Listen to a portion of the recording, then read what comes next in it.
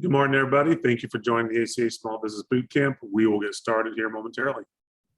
Hey, good morning, everybody. Thank you for joining the ACA Small Business Bootcamp for this Tuesday, August 24th. We're excited to be here today. We've got a great session planned for you. I'm Robert Theobald, Small Business Ombudsman and Vice President of Small Business Services here at the Arizona Commerce Authority. And as we like to do is when we start these boot camps, we like to recognize all of our community partners. We cannot do these boot camp sessions without our community partners. Their time, their expertise, and their effort, they are very much appreciated. So for those not familiar, the Small Business Bootcamp is designed to help small businesses work through the COVID crisis, return stronger than ever. And it is a statewide initiative supported by all those community partners and many others. And it is also not just the webinar, but it is a resource collective and a content library. We'll talk about those here in a minute. On the screen, you'll see the link to the website for the boot camp. That's the site you went to register for today's session. And on there, you can also find the upcoming sessions that we have for the next few weeks, along with the resource collective. About halfway down on the page, you'll find a link to the resource collective. And it is a list or a grouping of tools and guides provided by our statewide network of community partners. And these are tools to help small businesses return stronger, effectively operate your business, marketing strategies, etc.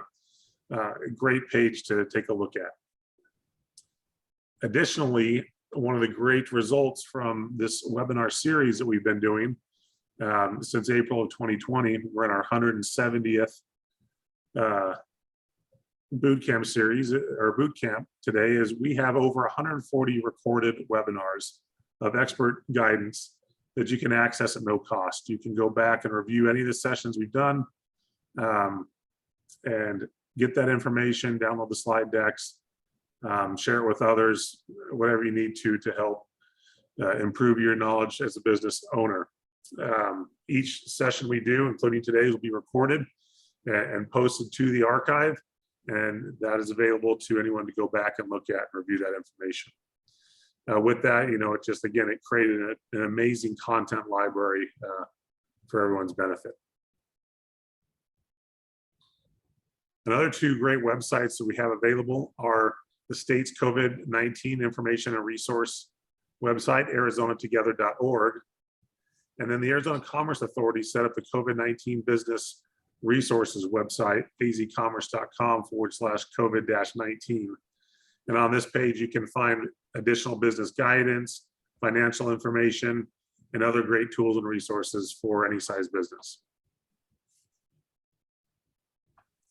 The ACA also offers a number of programs to help support small businesses throughout the state.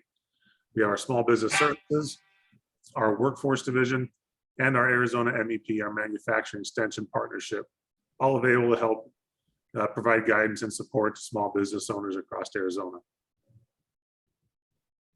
To help those small business owners that are getting ready to start a business or in the process of expanding or starting a new business line, we have our small business checklist. And this is an online interactive resource that helps provide answers and guidance to commonly requested licensing information at the local, state, and federal level.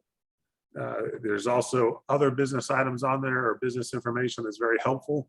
It's a very in-depth list. It includes every incorporated city in Arizona, has county information, industry information, and professional information. So it's a great in-depth resource available, again, at no cost.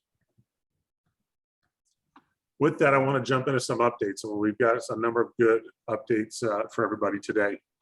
First, PPP loan forgiveness. Again, we're not going to stop talking about this because we want to make sure all small businesses get their forgiveness application in for their PPP loan. You do have to apply for forgiveness. To get forgiveness, it's not done automatically. The SBA recently set up a new portal. We did a boot camp session on that a couple weeks ago to help guide through that. That is a great resource that is available to you to help support you in getting your forgiveness application in. Additionally, another great tool is the employee retention credit. This is a great resource of funding that's available to many small businesses. And on September 2nd, Bootcamp, we will be having a presentation on the employee retention credit brought to us by our friends at Beach Fleischman. Another note, if you're struggling with and need some additional help, the Small Business Development Centers are a great resource. We work closely with them. They're a no-cost program supported by the community colleges and the SBA. And so we'll post that link for them in the chat as well. And then the last update, but probably the most important one that I want to share today, is the state governor's office just announced the Back to Work Small Business Hiring and Retention Program. It is a new grant for up to $10,000 for small businesses. There are some eligibility items. We'll post the link to the program in the chat, but also we will be hosting a bootcamp special session on this program on this Friday, August 27th at 9 a.m. Again, this Friday, August 27th, we will have a bootcamp special session on the Back to Work Small Business Hiring and Retention Program. So hopefully you can join us for that one. So with that, we will look at the upcoming sessions. And on Thursday, we've got a session on best practices for applying your CRM. CRMs are customer relationship management systems. If you don't have, so most of you probably have some sort of way you're tracking your customers and you know who they are. And so we're going to talk about CRMs, and we're going to have the team at Cloud Stack 360 is going to be sharing best practices for CRMs and how they can be used. Again, on Friday, we have the information for our special session. And then next week on Tuesday, we have a great session in partnership with Google on Sell Online with e-commerce tools. We wanted to get this session out soon, as all of you that may be selling stuff for the holiday season, when retail sales are extremely important, you might want to be able to jump on and understand how to use some e-commerce tools to improve your sales. So that's going to be an awesome session in partnership with Google. It will be on Google's platform, not on our Zoom platform, but all the information can be found on the Bootcamp website to get registered for that session. And then on Thursday, September 2nd, as I mentioned, we will have our employee retention credit webinar as well. So we got a lot of great content coming up. We hope you can join us for those sessions. And with that, we're going to go ahead and turn the time over to today's speaker. We have Brian Kennedy. He's a CEO of Willow AI. They focus in artificial intelligence. And Brian's going to share with us how we can leverage AI in our small businesses to help grow our sales. So Brian, I'm going to stop sharing, and Faith will pull up your slides, and it is all yours. Sounds great. Good morning, everybody. I am, this is just the beautiful intro slide. So Faith, you can actually go to the next slide. I'll give you a little bit of background on myself. I'm Brian Kennedy. I am the CEO of Willow AI. I founded Willow AI about 6 years ago now, focusing really on trying to help small businesses get over what we saw in my previous company as this repetitive failure cycle. We worked with a lot of larger government organizations, and in our core company, which was based in Scottsdale, we actually saw that when we built systems for companies, we would see a lot of them go out of business anyway, and realized that we needed to create some tools that had something to do with what do you do with that data and how do you escape the death spiral or realize early that you might be going into it. And so that's where a lot of my personal background lies, is in working with some of these larger organizations and trying to apply that to smaller businesses. You can go to the next slide. So what I really want to talk about today is what is AI. A lot of people throw that word around like it means nothing at all. And most of the time you're going to find out when somebody pitches you AI, it's not actually AI. It might just be really fancy looking statistics. It might be really advanced machine learning, but AI is actually a very small and not commonly marketed subset of exactly what it says here, basically helping computers perform human tasks faster and better. That's really a specific AI definition. Most people, if you want to come from the scientific perspective, AI is computers imitating humans as closely as possible. We consider AI a little bit differently than most people because we're thinking about it from a business perspective, and that's really what we want to put out there to help companies. So when you think about that, really it goes straight into what is AI for? What does it do for your company? And so I've given some examples here, of the basic things that most people have out there. You can automate your business processes. You can learn things about your company's data that most people wouldn't notice. There are methods for engaging customers and employees like Facebook chat bots and online chat bots and things like that. You can create predictions of where new opportunities might lie for you. You can find ways to cut costs, find ways to reach customers faster. So we'll dig into those a little bit more as we go, and you can go to the next slide. So the biggest benefits of AI and the advantages of AI are that it has the capacity to kind of supercharge any of the processes you might already be doing. From Willow's perspective, and what we like to put out there when we are teaching people about what AI means and how they can apply it to their business, we try to convince people that there are three roads that we can go down in the future of AI. The first one of those roads is the Skynet road. The AIs are going to rule the world and they'll be able to do everything. And in reality, we think that's kind of a fantasy. We're not big proponents of computers doing everything. The other option is the anti-AI world, where humans do everything, computers are slaves forever, and it really never is the benefit. The road we are pushing to go down is that humans and AI working together, or humans and computers working together, is the best possible solution. That brand of AI, as it were, is called the human aware AI. It basically means that any AI systems that we build or we suggest or we work with are all built with the concept knowing that humans exist and humans are a part of the learning cycle. And there's two buzzwords in the AI world. It's supervised learning and unsupervised learning. And essentially, the way we push these systems, we're suggesting that both of those need to occur. So supervised learning is basically where a human comes in and helps teach the AI what it needs to know. Unsupervised learning is where you hand the AI a pile of messy data and it figures it out on its own.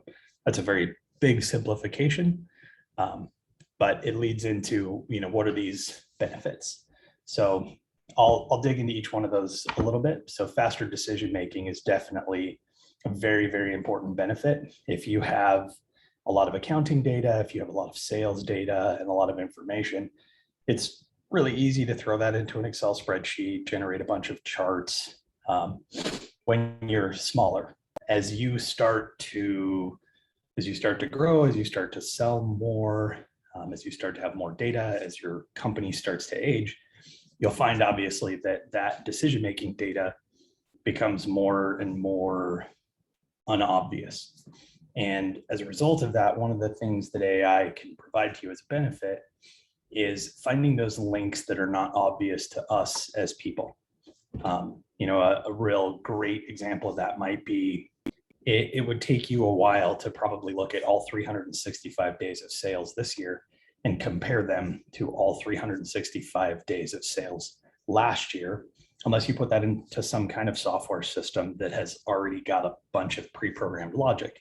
If you just have that in Excel spreadsheets, if you're a smaller business and you fed that into some kind of AI learning machine, you might be able to identify, oh, these are 16 days this year that performed way worse than last year.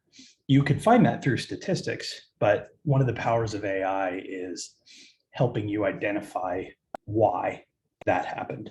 Maybe if you can look at other data, like it was rainy on that day, or there was a massive flood.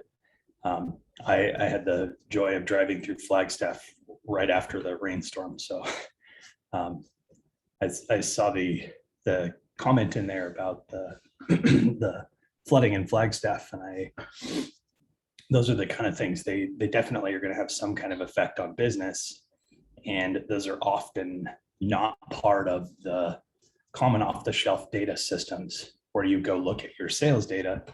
And these are some of the things that AI can help you with. What are the things out there that your typical computer systems aren't adding into the model to tell you why you did better or why you did worse? Some of the other obvious ones here: automated tasks. It's one of the simple things that AI is great for. If there's a function that you do regularly, a good example for us, we've worked with a lot of companies where the phone rings off the hook and somebody just wants to know what's their location and where, what time do they open and close. And those are one of the very simple automated tasks that AI can do. Setting up a simple bot that goes out and updates your website with changes, updates Google with changes, so that you are able to just do it in one place, is a good example. Forecasting your business efficiency. This is predictive analytics in the AI world. This is one of the things that we love the most, because it's kind of peeking into your data and looking, are we on a trend line that looks like it's going to get better, or a trend line that looks like it's going to get worse? And what are those deciding factors in there that help us know, hey, our sales are declining or our sales are improving? A really great example. We're kind of an unusual company. We're a portfolio company that actually has a number of other businesses, and we're very big on put your money where your mouth is. And so when we actually moved to service the retail industry, we really put our seats on the line, as it were, and just opened a retail company. We opened a brick and mortar women's accessories company to sort of prove that our AI could have an effect on companies without having to experiment on somebody else. And forecasting business efficiency, in this particular case, we're able to look at our retail store and go, we're running out of this product, which happens to be one of the best sellers. And a lot of this, again, you could do with statistical systems, but doing it with AI is much faster, much more efficient, and provides a much deeper level of engagement. Minimizing organizational errors. This is another good example that we use in our retail system. We have auditor bots effectively that can go out and audit the differences in inventory levels. So, our retail store uses QuickBooks. It uses Square for its point of sale solution. It uses WooCommerce for its online sales. And none of those systems are super friendly talking to each other. And so one of the things that our AI bots do is they can actually go out and audit inventory levels between those three systems and make sure that the online system knows how much inventory we have, the Square system knows how much inventory we have, and our accounting system actually knows how much inventory we have. The last one for us, the augmenting employee capabilities, is really one of the biggest things that's important in the business world for us. We do a lot of focusing in AI systems. This is the place we think there's probably the biggest growth area, is not the idea of replacing employees, but the idea of taking an employee and making them more efficient, more engaged with the business, more understanding of what they need to do to provide value. And this happens through AIs helping companies employees develop skills, helping companies hone in on who the right people are, what are the right types of personalities that fit in your business, what are the places that an employee needs improvement. Maybe it's not skills, maybe it's behaviors that they have. Willow AI, one of the places we focus actually in the construction safety world, and augmenting employees' behaviors is a really important thing for us. So, you can imagine in the construction safety world, if we get the idea that a person leaves work every day and hits the liquor store and comes to work every morning hungover, the sooner that we can get to that, the sooner that we can identify a safety problem and find non-big brother ways to come at those employees and help them modify those behaviors to create a safer work environment. So again, advantages of AI, obviously AI, it's not an employee, so it's available 24/7. It can work when they're not working. The fact that it can solve problems that are much bigger than a person can typically solve. You can sit somebody down in an Excel spreadsheet and have them poke at data for months and find the same things that certain AI engines could find in a matter of hours. The rest of these three, predicting buyer behaviors, optimizing business operations, these are all things that natural language processing can help us do. This is the reason for the sort of large proliferation of AI chatbots recently, both on Facebook, on telephone systems, things like that, where less and less now you're not sure if you're talking to a person or a computer. You can go to the next slide. So some of the industry uses for AI, e-commerce, obviously. Some of the great places in there is tracking and monitoring what kind of products are the best ones to sell, what products are trending upwards, what products are trending downwards. And this is beyond just your sales data. This is, adding in a lot of other data sets. Companies like Willow, we have access to a lot of large data sets. Willow, for instance, has a 30-year market research data set from one of the largest market research firms. And so we can look at buyer trends and connect those with product trends, look at things like regional problems. So for instance, in the Salt Lake City to Denver corridor, the highway I-70 has been repetitively closed due to landslides and fires and things like that. So a lot of the cities along that corridor have not been getting delivery of basic products. So allows us to work in data like that and understand when there's going to be shortages, when there are things that are different in an area. Some other good examples of that, and this is again where feeding in human data along with the artificial intelligence data gives you a lot better perspective on things. We had a good example the other day. Someone spoke to us about a gas station convenience store and how I think it was somewhere in Wisconsin. Pretty much none of the convenience stores are able to sell cheese, especially if it's cheese that's brought from another state. And as a result of that, they know that there is this regional disparity here where even though maybe 90% of the convenience stores in the rest of the country, these are the top selling products, they just won't sell it all in this area. So being able to predict that is one of the great things in the AI world. Finance, obviously, checking credit risk, looking at forecasting of future systems. Our company, for instance, is working to build a stock market. I wouldn't call it a prediction tool necessarily, but a stock market range tool that uses some great statistical systems, but adds AI level predictions to it, using things like Elliott wave. Manufacturing is another great part and ties really heavily into the retail cycle, sales and marketing cycle.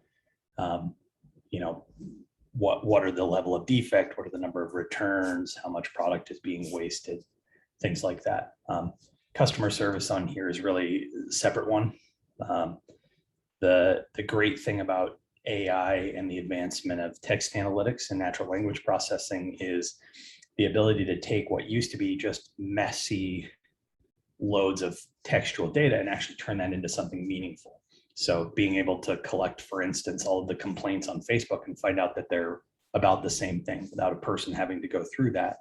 The ability to listen to support calls and determine what the sentiment of that support call is. Was it a good support call? Was it a bad support call? Was the customer angry? Did the customer start angry and end happy at the end? What did the customer support agent say to help get them from angry to happy? Is there a methodology to extract something from that customer support call that could trigger off an automated upsell or cross sell of some other product? You go to the next slide. So we see 4 big areas for roles that AI has. The first one is for company leaders, and it's one of the things that is probably the most important right now in the AI world if you haven't stepped into AI. So for leaders, you've really got probably a lot of data that is not answering a lot of questions for you.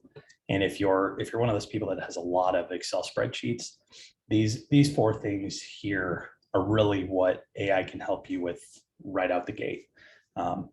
Making predictions on historical data in the world of COVID is a huge one.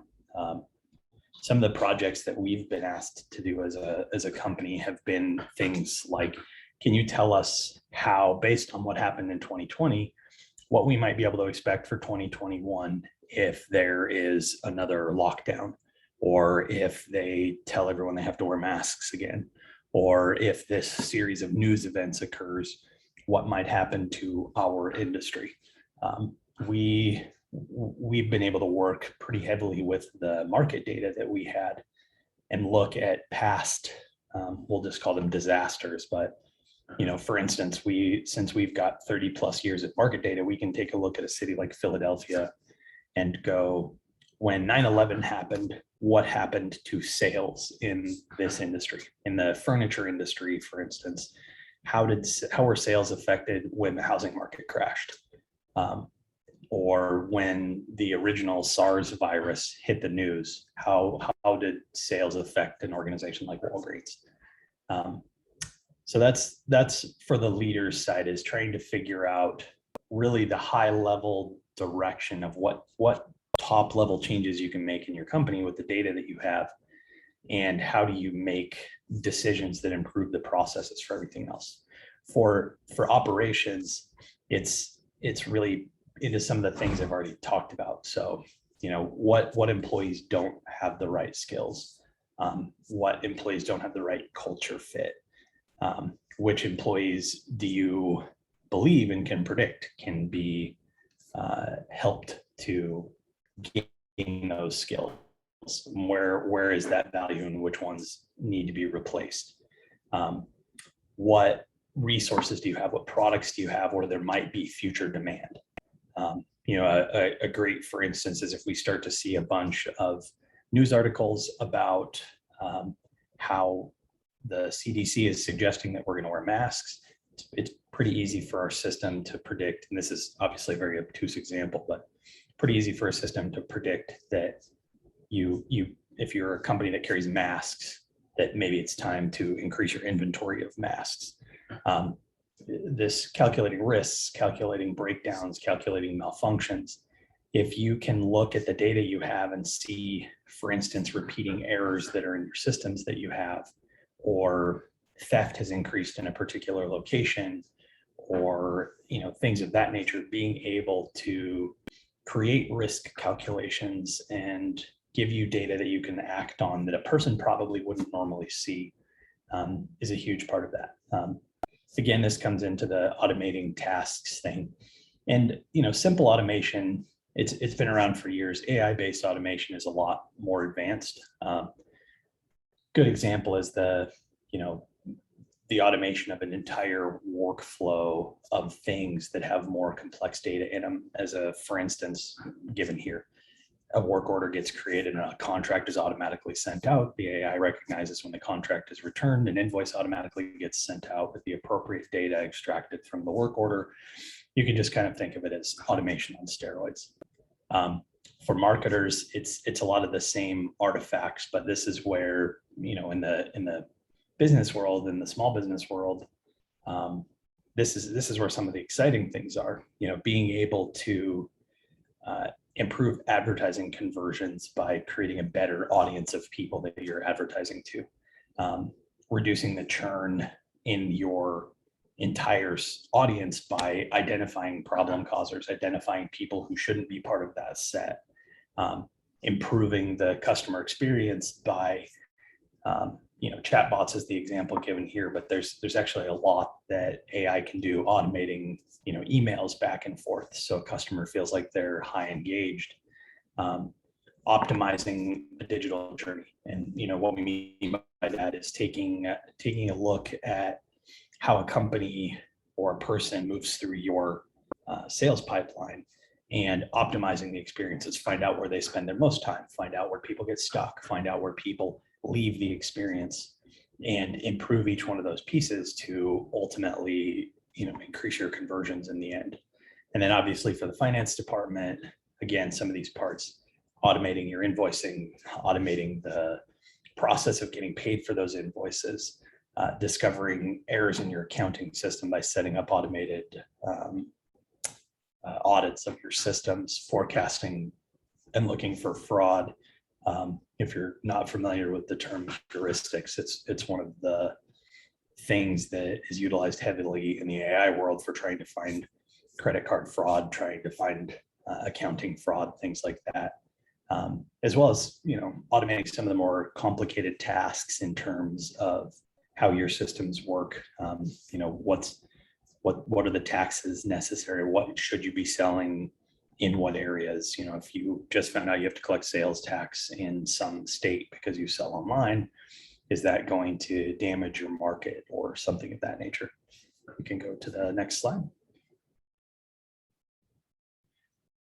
These are a couple of case studies for us just to help understand, what can be done with AI, and why it's important, and how some of these things just couldn't be done with other types of systems. So with Facebook, our company had the challenge of basically improving job site safety. And Facebook was building, or is building, I should say, a 1 million square foot data center in Eagle Mountain, Utah. And in the commercial construction world, one of the most important things, obviously, is worker safety. And the challenge here was, is there a system that exists that can both solve some automation problems in terms of how workers engage with the safety process, as well as prove with some good evidence that the suggested series of things that workers do in their day is having an effect on worker safety.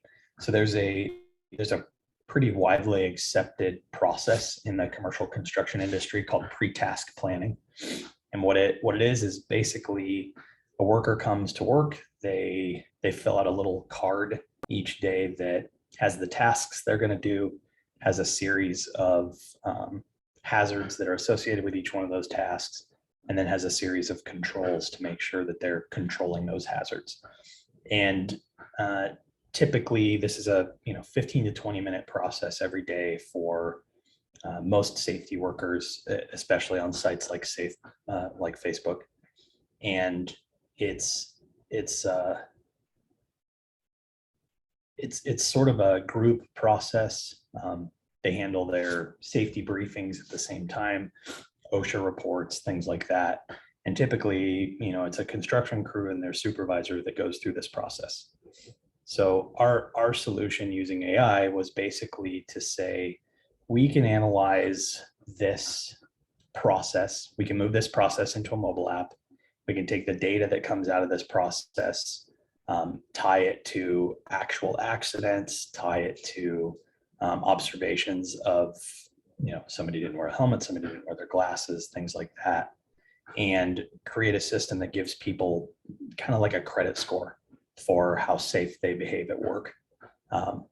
And the results of this, one of the companies that we worked with inside of this Facebook actually decreased their, not just their insurance premiums, it's basically their entire safety cost, from about $3 a day an employee down to about 3 cents.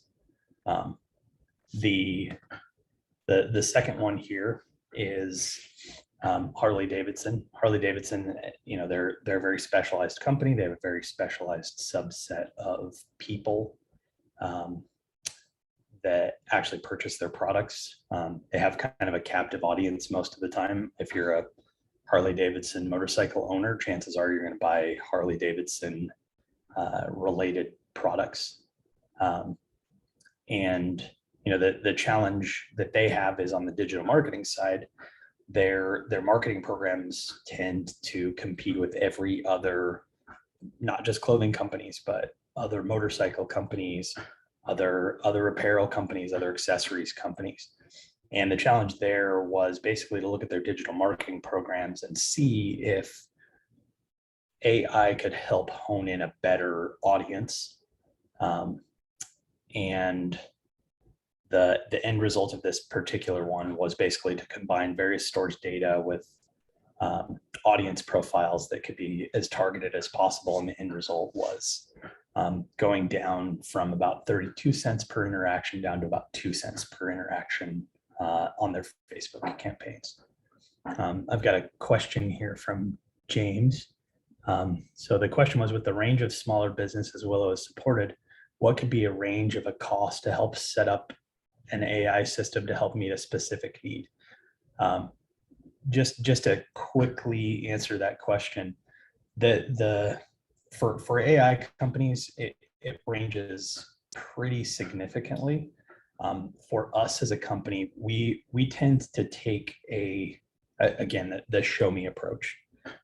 So the way we actually build AI systems is we sell it sort of like a license to utilize our system, as well as a small team to support and build that system. So for our company, and actually there are quite a few organizations I understand that do this, we charge per team. So if you have a small project that wants to implement a specific need, we charge on a monthly basis for that team. So for us, you get a data scientist, a software developer, and a project manager, and it runs at about $5,000 a month. You can go to the next slide.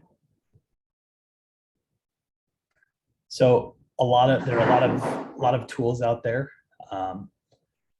Willow is one of the many types of tools out there, but most companies are digging pretty far into the AI space. James, just to go a little bit further on your question, Jetlore and Crayon, GridSpace, Julian, tools like this, they have a pretty low cost entry point for getting into AI. And a lot of these are basically because there is a newer thing known now as AI as a service. It's not highly customizable, but if you're just starting to get into the AI world, there are a lot of tools like this that will actually help you get started in the AI world. GridSpace and Crayon are good examples. Sales coaching is another great one. If you can use information about what things your salespeople are saying that helps your sales process or makes your sales process shorter or helps you get from stage 1 to stage 2 in your pipeline, there are systems out there that are relatively inexpensive. Some of them start as inexpensive as $99 a month that will help you get through those questions quickly. Some of them, I don't necessarily want to call them bait and switch, but when you get into the AI world, they may feel like it. They have really inexpensive startup costs. And as you dig into it and you need to get more customized, the prices go very quickly through the roof. One thing I'll caution you before judging those systems, for the most part, if you can find value in the inexpensive side of those applications, by the time they start hitting you with some of those higher fees where you're charging, $10,000 a month, $20,000 a month, those systems are actually providing a significant amount of value. Salesforce's Einstein is a great example of where costs can get really high really fast. But the trick there is focusing on the things that provide the biggest bang for your buck when you start with those programs, so that you can actually see the value upfront before you're paying through the nose, as it were. You can go to the next slide. So here, just a quick Q&A. If anybody has any questions from what I presented, other than the one that was in the box there. You have a couple, Brian, in the Q&A box, so I'll read through those. The first one is from Jeanette. It says, is there a bottom threshold of business size, how small a business would benefit based on the cost and time spent to implement AI to integrate POS, inventory management, customer relationship management systems, et cetera? Not really. So when Willow went out to build our portfolio, as it were, we start with startups every time. So for instance, we own a landscaping company. Our landscaping company is a 2-person company. We've implemented AI in 2 different places for that, as an example. One of them are I guess one of the needs in the area was for, I'll just call it open-ended landscaping tasks. There are a lot of companies that would come in and mow your lawn and separately trim your hedges and separately weed your rocks. And what we discovered is a lot of people would have a sort of random task list to give to the landscaping company. So we created a mobile app for the landscaping company that people who hired them could use the mobile app to request specific tasks. Like, today, I want you to weed the rocks, I want you to blow out my sprinklers, and I want you to trim the hedges and mow the lawn. And what we did with that from an AI perspective is, within about a few months of collecting that data, we're able to predict what specific type services were getting requested at what times, and then able to turn around and turn that into marketing campaigns that allowed us to expand pretty quickly. And I realize it's a long-winded answer to the question. So the bottom end of that, this is a startup landscaping company. So we're talking about a company that initially, when we put this in place, was bringing in less than $1,000 a month of revenue. And effectively, that $1,000 a month went into building the AI solution. And so the shorter answer to your question is no, there's not really a bottom end on size. Most everyone at this point has some ability to benefit from AI. The one caveat to that, I would say, is there is a bottom end to how prepared you are to implement AI.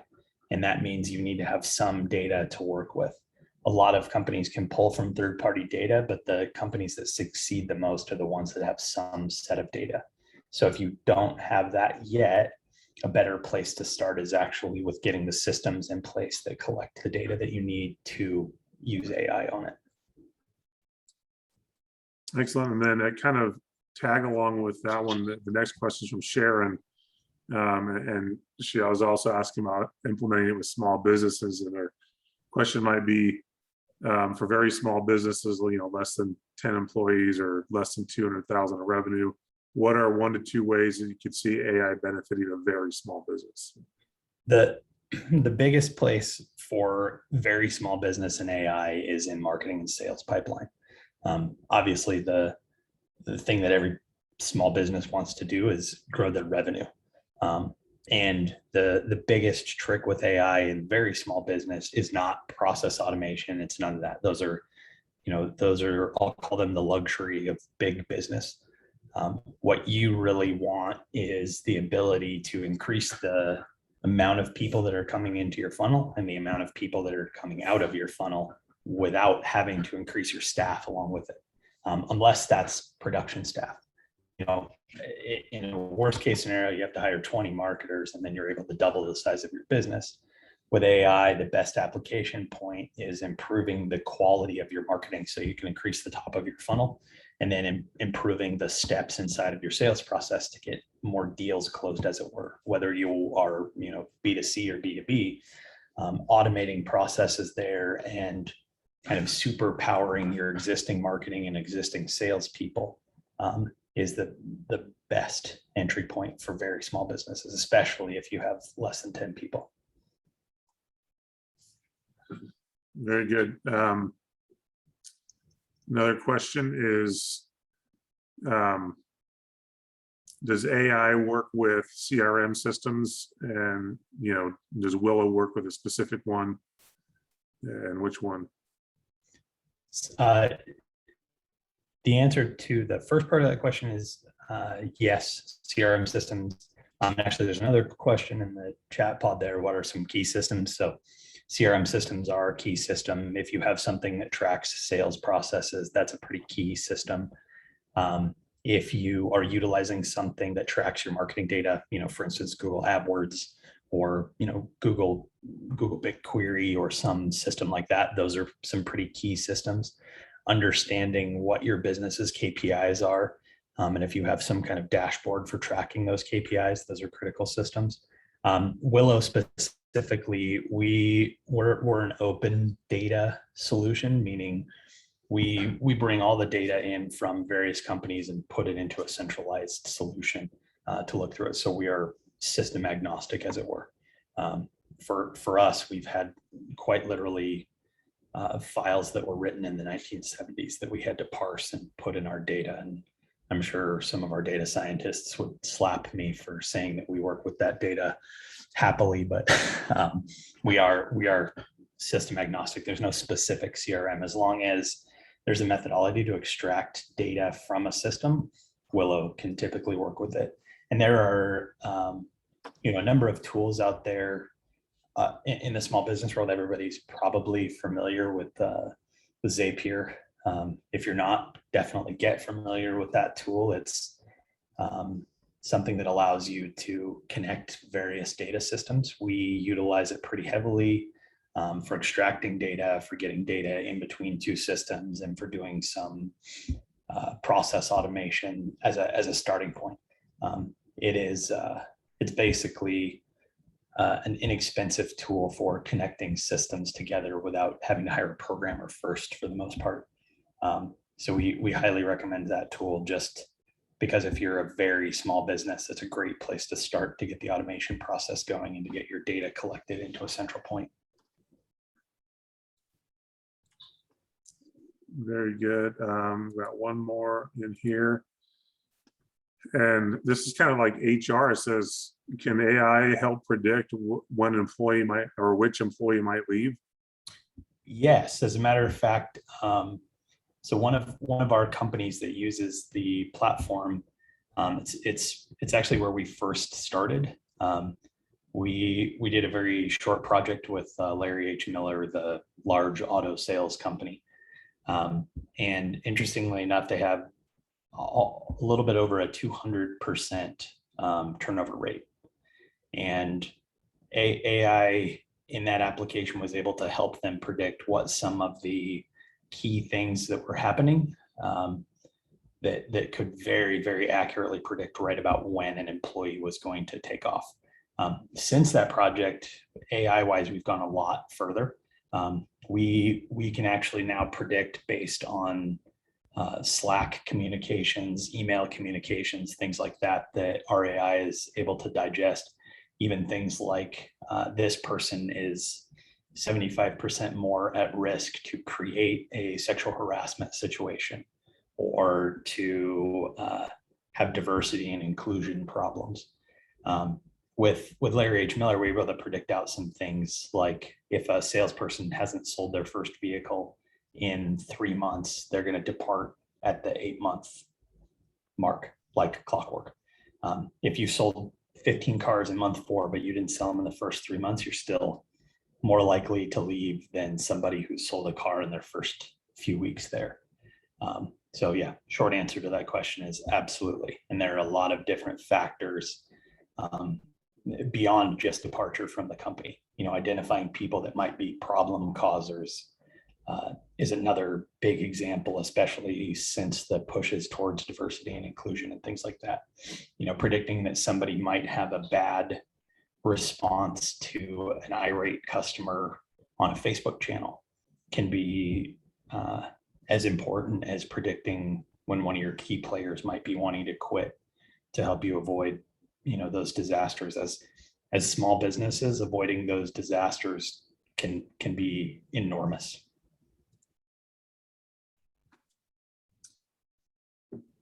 Okay, got a question, says from Sharon. We use Freshworks as a CRM. The CRM already has some built-in logic and intelligence. Is there an example of how we could be able to do predictive analytics with 2 to 3 years of existing data in a CRM?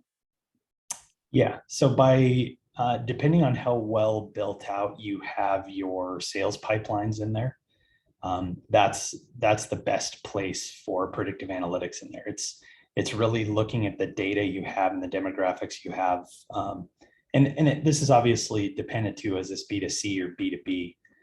In the B2C world, you can typically take a person that's in your CRM system and put them into various groups in your data, use that information to figure out which of your pipelines closed the fastest, which one had the most interaction from your salespeople. Obviously, if you could duplicate your sales that all closed within 30 days over duplicating the ones that closed in 90 days, you're 3 times more efficient than you were. So yes, that's absolutely possible with those 2 systems specifically. And then tying in the FreshBooks side of it, seeing the profitability and understanding, was this a high cost sale? Was it a low cost sale? And things like that allows you to predict out what types of people you should be going after to close business with that are both going to close faster and close more profitable projects. That'd be the goal with those 2 things. Excellent, thank you. And got another question. This is an interesting question. It's technical on a different end of the spectrum, but it says, do you see AI being implemented in carbon accounting in forests and soil sequestration? Is there any examples of already being operational? That question might be a little bit out of my depth. That I don't know. I look at it and I don't know that those industries for sure, but Yeah. I'm sure there's a lot of data that could be had and could be used to identify possible opportunities, I guess, in forests or in soil counts or in farming to help improve crops and things. Yeah, I was going to say that the closest example we really have, this just accounts for my nerdiness. So actually, one of our portfolio companies is a farm. It's actually my farm, and one of the things we have started to experiment with. We don't have a lot of results yet. We actually have an apricot orchard, and we can get a pretty good idea based on some of the chemicals that we're seeing. I'm being very vague there with the chemicals, but we're located directly next to a vineyard, and we get a lot of runoff from the vineyard. And so far over the last 3 years, we've been able to pretty successfully measure whether or not we're going to have good fruit or very small fruit or very small quantity fruit based on chemical levels of the runoff that's hitting us. So we've this year, as a result of just trying to predict whether or not we were going to have good fruit, built a runoff ditch to ensure that their runoff was getting caught and put into the ditch system before it ran across our land. So we have a 4-acre apricot vineyard that is actually on the vineyard side of the ditch currently. And so putting in this new ditch, we're experimenting now to see if our predictions were correct that particularly high mineral levels in certain types of minerals and certain types of chemicals are affecting the growth of the apricots. But that's probably the closest example we have. And the issue with those is pretty glaring. They are academic. Since we don't have results data, it's really hard to say what is going to happen from a given thing. So it's a lot of hypothesis, try this, track all the data, make a prediction. Is the prediction right? If the prediction's not right, then fix the model, do it again. So those kind of systems are years in the making. Like I said, we're in year 3 before we really even tried to do anything with changing the water systems, changing the drainage systems, things like that. Most AI systems function a lot better if there are results data to work with. The safety industry, for instance, the results data with that is there are actual safety violations that get tracked. There are incidents of injury and things like that. And when you can marry together how somebody interacts with the safety process and see the outcome of how many injuries there were, how many times they were observed with violations, then you can put together the entire data set and make much more accurate predictions. Excellent. Great question to wrap up on. We don't have any other questions in the Q&A, and we're right about that time. So Brian, thank you for sharing this technology with us. We can see how that for the right businesses, it can definitely help them, and understanding, tracking the data early on can help you later on when it becomes an option. So I appreciate you sharing that. To tie in with this, on Thursday, we will have our presentation about CRMs if you don't have one and you're looking to get one, and how you can use them to best help your business. So please join us at Thursday morning at 9 a.m. But again, we want to thank Brian and for coming on with us today and sharing the information about AI and how it can work in businesses and how it is working for small businesses. And we appreciate it very much. Everybody have a great day, and we will see you soon. Thank you. Thank you, everybody.